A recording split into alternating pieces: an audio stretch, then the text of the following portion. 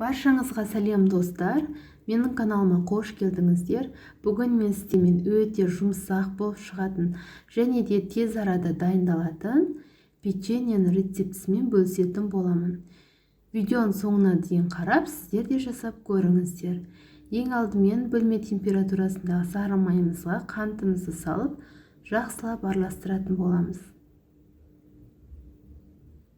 Оның үстіне бір дана жұмыртқамызды салып, және тағы да араластырып аламыз. Құрамына керекті заттардың бәрі міндетті түрде бөлме температурасында болу қажет. Айранымызды құямыз. Барлық қоспаларымызды қосқан сайын жақсылап араластырып алатын боламыз. Ванильді сахарымызды және какаомызды салып араластырамыз. Достар, сіздер егер де менің каналыма тіркелмеген болсаңыздар, міндетті түрде тіркеліп кетіңіздер. Мен апта сайын жаңа рецепттермен бөлісіп отырамын. Енді біз ұнымызды саламыз. Ұнымызды барлығын бірден қосып жібермейміз. 3 бөлікке бөліп, араластырып қосып отырамыз.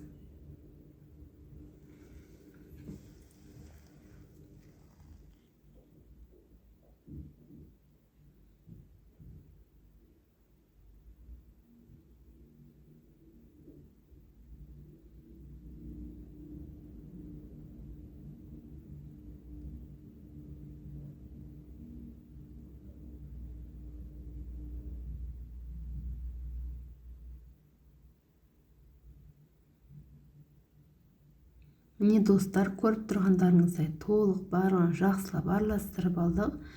Және кондитерлік мешокқа салып, формамызға орналастыратын боламыз.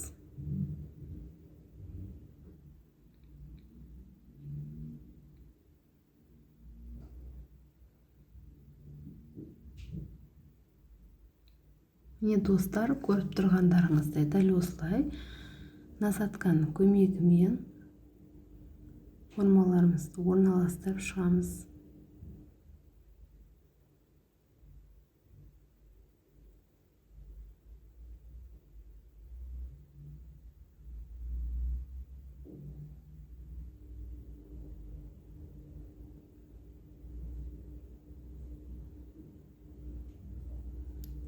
Осылай үстін шамалы басып шығатын боламыз. Енді қызып тұрған 180 градуста 10 минуттың ішінде пісіп шығатын болады.